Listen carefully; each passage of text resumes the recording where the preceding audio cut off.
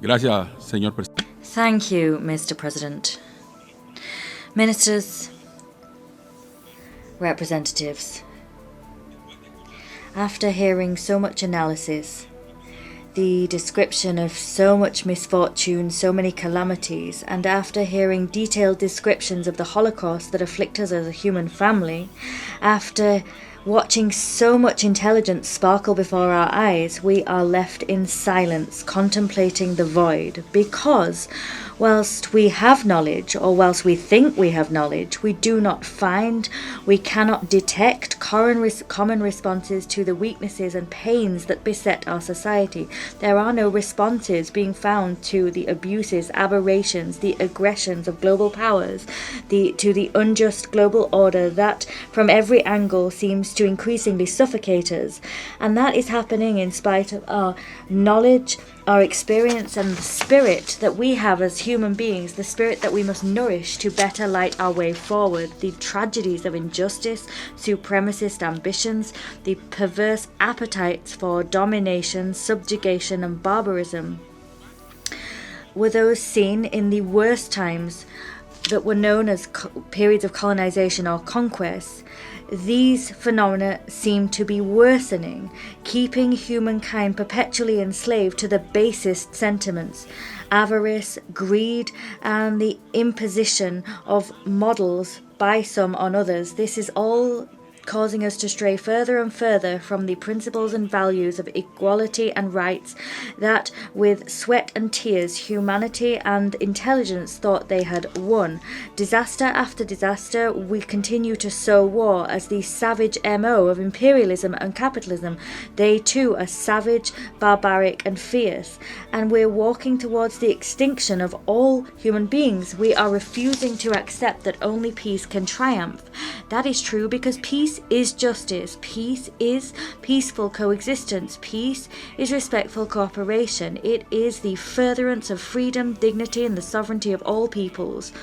Those philosophies, those principles will guarantee that we can live a life better than ever before. But today, peace stands before us as one of the most distant illusions. We're not on a journey to peace. And incidentally, we're not acquainting ourselves with this just and lasting peace that could place us on a path towards a world of brotherhood, happiness, and solidarity. Every morning, in so many corners of our planet, we wake up to death and more death. We wake up to people being sacrificed on the bonfires of the insipid supposed superiority of some over others. We wake up before killings and massacres which should mark the consciences of warlords, magnates, and those that traffic in apocalyptic wars. These wars are imposed on some people and by some people on others, and they lay waste to beings, cultures, lands. They crucify, and they do all of this to ensure that life meets their tastes, whims, and interests. In these daily massacres, how much do we lose, particularly when it comes to the most deeply rooted human emotions that we have: love, brotherhood, and hope? These are values that human beings seem to be casting aside. These values are undoubtedly victims of the hell that they sell to us as a heaven, victims of the satanic kings that dismiss the tragedies they visit upon us, and in so doing they forget the core principle of civilization, which should be power enjoyed by all for the good of all of us. Every day we lose heart, we lose our soul, not because we sell it to the devil and his satanic underlings, but rather because our generations that should have learnt so much from the millions of human beings that have sacrificed throughout history on the bonfires of vanity and ambitions, these people are the victims of deadly selfishness, lessons that they failed to learn from. We forget all of that, and instead, enemies of peace try to convert the world into the most arid of deserts, spiritually arid. And we ignore all of this, and we fail to harness our human strength. We're faced with so much aggression, barbarism, attacks, crimes, satanic assaults are being waged on all of us. Evil seems to be trumping good. But in the face of all of that, peoples are left, those peoples that know how to fight, peoples of culture, spiritual experience, and dignity and national decorum. That is our great asset. That is our most invaluable heritage. That is the kingdom of God on earth. This is the beginning, the dawning of a new world, which is being born, rising from the ashes of anguish, suffering, and pain. All of these things have been imposed upon us by sick minds that do not see, do not wish to see the arrival of this other good world. They continue to try and live in the past, centuries past, for their own benefit. They try to stay living in the old and blood-soaked world. How much pain, how many battles, how many chains, how much in slavery are we going to suffer? Because on the other hand, we have our human condition that goes from strength to strength, from truth to truth. We're increasingly waking up to the truth. We show more and more courage, more and more valor, and every day in the face of suffering, we enjoy more glory. We see more and more victories of the truth, and our human spirit is prevailing, just as it must. No one can strip us of our certainty of a new world. No one can deprive us of the reality of a brotherly world, a world of understanding, solidarity, and respectful cooperation in the present and for the well-being of all. In the old world designed by the conquistadores, those conquistadores will remain with their ambitions thwarted, sad and alone. They will be condemned and rejected by those of us that have learned to revere love, learned to root out hatred and what it imposes upon us. We've learned to bury humiliation, indignity, and we've learned to dismiss terror, the fear that they use to pressure us and intimidate us, those as the evil of the earth. We will never yield. We will never bow to the enemies of peace or the enemies of common good. We will never be enslaved by selfishness and avarice, and we will never be blind to the atrocities committed by those who sow the mendacious narrative of their hypocritical acolytes, those that use artificial techniques and tactics, and who use technicolor film to sell us a childish world, a fictional world that pretend to be blind, deaf, and mute, paralyzed. And we will never bow to those that acquit those that are guilty of so many crimes against humanity. We will not be silent, ever. We denounce and condemn the genocide that the government of Israel and its First World allies have committed, commit, and continue to commit against the glorious people of Palestine, against the courageous people of Lebanon, and against so many other brave, valiant, dignified people. None of us will yield to brutality. We are not silent. We will never be silent. We denounce and condemn the aggressions against Syria, Iran, and against all other great peoples in their struggles. We stand with our brothers on all continents. We will never be silent. We denounce and condemn the occupation and hijacking of the rights of peoples such as Haiti. We are not silent. We will never be silent. We denounce and condemn the systematic policy of extermination of cultures and rights that colonial imperialist powers visit upon peoples, governments, and countries who, like Cuba, Venezuela, Bolivia, Nicaragua, are members of the Bolivarian Alliance for the Peoples of our America. ALBA is a strategic unit with which we defend our sovereignty, independence, and legitimate models of institutions, our models of self-governance, and direct and participative democracy. We stand shoulder to shoulder with all countries and peoples affected by barbarism and the brutality which was unleashed and is being unleashed against our Mother Earth and our resources. That is causing what we know today as climate change. Climate change is none other than selfishness and the pillaging of our earthly resources.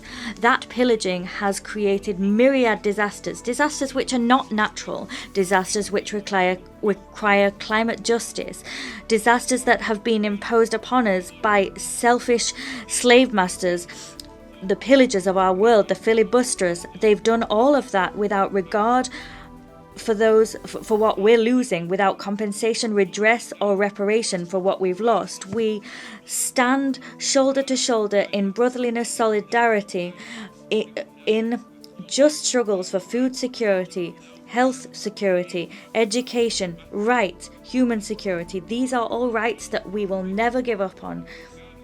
Of course, we are fighting an urgent daily struggle against terrorism in all its forms, against drug trafficking, organized crime, all vices and criminal activities that have been imposed upon us to weaken our institutions, models and practices, and in order to increase interference into our ways of life.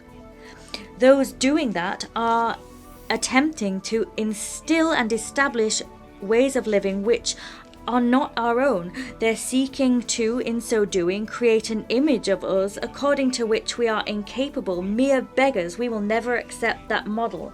There are invaders, those interventionists that are dressed in sheepskin, that have the faces of wolves, and to them we say we are people rich in culture, resources and community models. We are rich in values that have been distorted, slandered or worn down. We will not allow ourselves to be converted into needy beggars, because we're not beggars, and will not allow you to pretend that we are just because you want to be falsely kind and generous. Your interests are patently clear, and you're using them to interfere in our own affairs. That's not only unacceptable, it's despicable and unbecoming. We have a right to our freedoms and the supreme dignity of our spirit and culture. We have a right to our own conscience and our own convictions.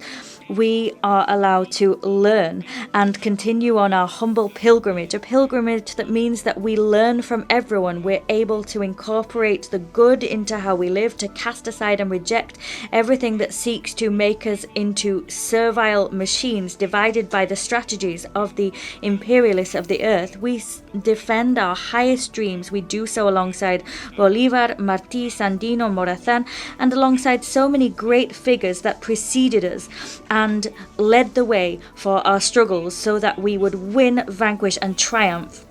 Nothing is free in this world. We must become more aware, and our heart must grow bigger every day. We must be absolutely lucid, clear and coherent in our action, because it is only the union of the peoples of the planet that will be able to vanquish the earth's imperialists. It is only this union that will make them retreat, even though they continue to criminally machinate, and they do everything they can to distort us, but we will distort them.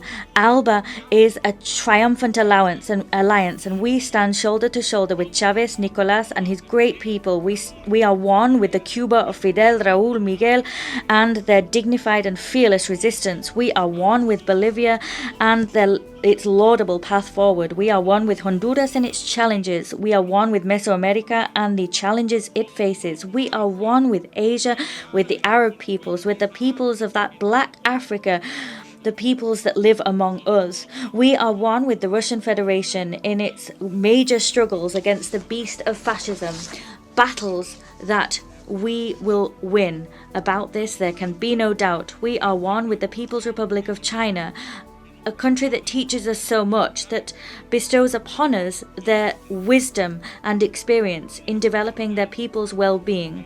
They bring to us lessons of global solidarity for a community of the future. We stand with all the fighters and warriors of the world, and with the strength and dignity that we've always had. And today, we will not allow ourselves to be crucified for these values. On the contrary, we will rise up with pride and happiness. We will fly our flags and standards proud, because we know that humanity and the human spirit must conquer all. We will prevail. It is only by prevailing that we will spread and preserve the highest, loftiest values of the humanity that we all inhabit. Our Nicaragua is blessed, dignified, always sovereign, Christian, socialist, solidarity-based, and from that Nicaragua we embrace you all of you in this world that want peace, affection, respect, rights and well-being. We will always stand together, and together we will go forward. We'll build upon the legacy of our victorious General Augusto Sandino, and we will do so with the poetry of our great Rubén Darío in mind. And here I quote: "A great flight of crows stains the blue sky. A 1,000-year-old breath threatens plague. In the Far East men are being murdered. Has the apocalyptic Antichrist been born? Omens have been witnessed and wonders seen. The return of Christ seems imminent. The earth is pregnant with pain so deep that the dreamer, imperious, lost in thought, suffers all the anxieties of the heart of the world. Executioners of ideals afflict the earth, locking up humanity in a shadowy pit, along with the brutes of hatred and war. O Lord Jesus Christ, why do you take so long? Why wait to spread your hand of light over these wild beasts, and make your divine banners brilliant in the sun? It rises suddenly, pouring out life's essence over so many crazed, sad, or hardened souls, so in love with darkness as to forget your sweet dawn. Come, Lord, show us in all your glory. Come with trembling stars and the dread of cataclysm. Come bringing love and peace across the abyss. Let your white horse, which the visionary witnessed, come in, and let that divine extraordinary clarion sound, and may my heart be an ember of your swaying incense. Today we remember the Nicaraguan father, priest, ambassador of the dignity and decorum of our peoples, Miguel de Escoto Brockman. He fought and he bequeathed upon us the responsibility to fight for the remodeling of the United Nations, so that the United Nations could serve the cause of debate and the struggle for justice, the right to harmony and happiness of the peoples. The United Nations as an instrument belonging precisely to nations themselves, an instrument to denounce, condemn, reject, and repudiate all abominations and aberrations perpetrated against all of us. It is an instrument to encourage good, affection, to root out evil, opprobrium, and hatred in our relations. Our relations, our ties, should be those of brotherly coexistence. Peoples of the world, go forward. The earth must be the paradise of all of humankind. The world will be different and better. That's what we're working for. That's why we are united. And that is what we believe in. Allow me to bring to you the affection of all of Nicaragua's people, that of President Commander Daniel Ortega and Vice President Rosario Murillo. Many thanks indeed.